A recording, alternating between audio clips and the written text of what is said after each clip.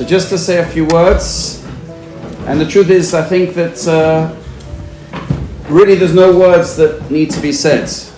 I think when we all heard the extent of what happened over Yom Tov, and again, people saw certain images and read the reports, and I think it's important to mention we've got to be very careful when it comes to images and videos, and especially when it comes to the children, that we should not be looking at certain things, because again, unfortunately, the animals who did this is exactly what they wanted, and these were the pictures that they wanted to get out.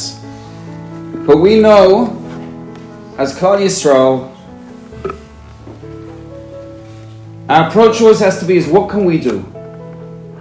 What can we do the other side of the world? I'd like to share with you something that I heard this afternoon. I heard a few different ideas, but I heard something which was very powerful from Rabbi David Gottlieb. Those who know him, he's a Magishi in the Gush, and he's a Rov in Ramat Beit Shemesh. And he was saying how on Yom Tov, two of his sons came and drove from their yeshivas and came to him and asked him for a bracha because they were being drafted and they were being taken, or they were going out to fight.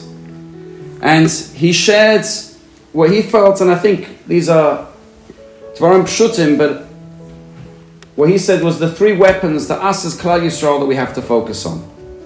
Number one, of course, is the idea of Torah. And we know the Gemara Megillah tells us that Yeshua was told by the Malach about the importance of Bidul Torah. And that was even when they were going to war, when they were going to fight. And it shows us the importance of Talmud Torah.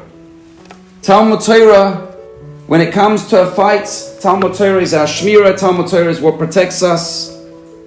And there's many Mamorei Chazal, many statements of Chazal that say the same thing. And I think number one is we have to make a Kabbalah, accept upon ourselves to learn more than we regularly do. There needs to be a commitment to Talmud Torah. Number two is Tefillah. And Tefillah, we need to focus on the Koyach HaTefillah. We know the Gemara tells us that Tefillah is one of the things that stands Barumei Shel Olam, and yet it needs Chizzuk. So if Tefillah needs Chizzuk, then Im Lo Yachshov Ein Mosai. When, if not now, when are we going to be machazek ourselves when it comes to the area of Tefillah?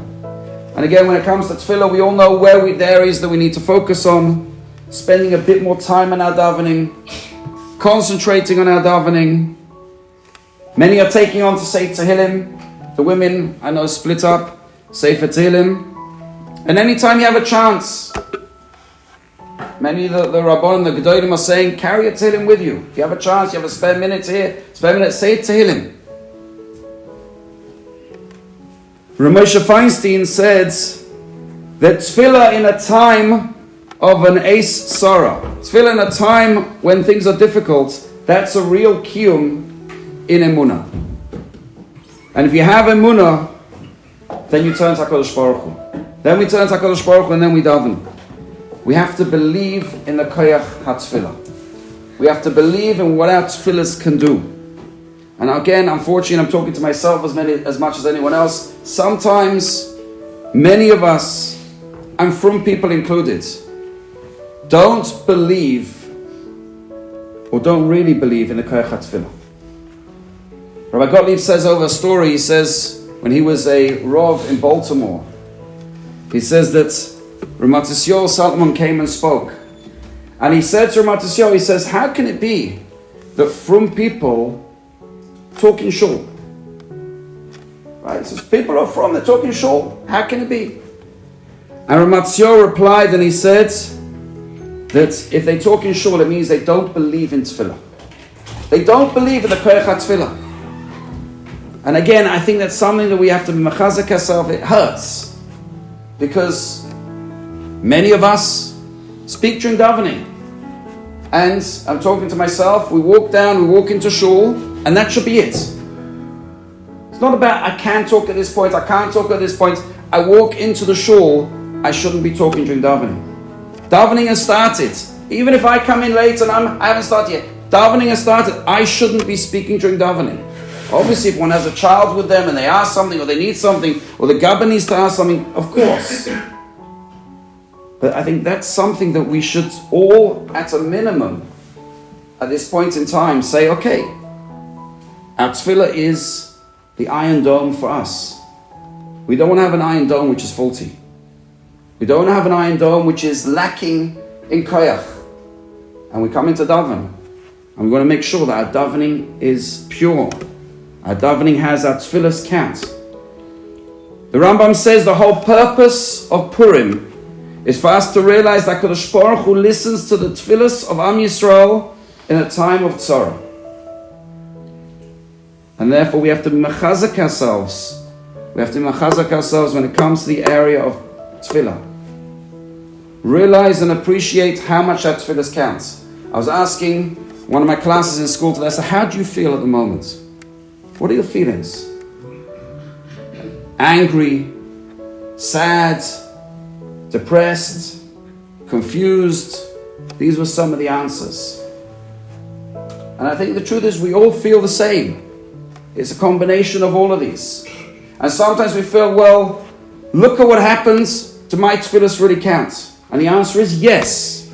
When we daven and we say a tefillah, if we knew that our tefillahs were protecting one person, how much would those tefillahs mean to us?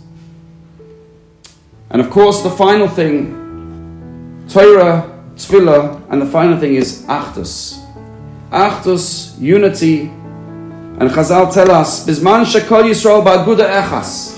At the time when Klal Yisrael are all one aguda, ein kol umma yochol lishlat behen. Then nobody can touch Klal Yisrael. When we're united, when we're together, then nobody can touch us. And it's interesting that this happened on Shmini Atzeres, which we spoke about first day Yom Tov. The idea of Shmini Atzeres, Kosh alei predaschem. HaKadosh Baruch Hu looks at us and says, I don't want to see you separate. I don't want to see you afterwards dispersed. You're united. Sukkot is a time of unity.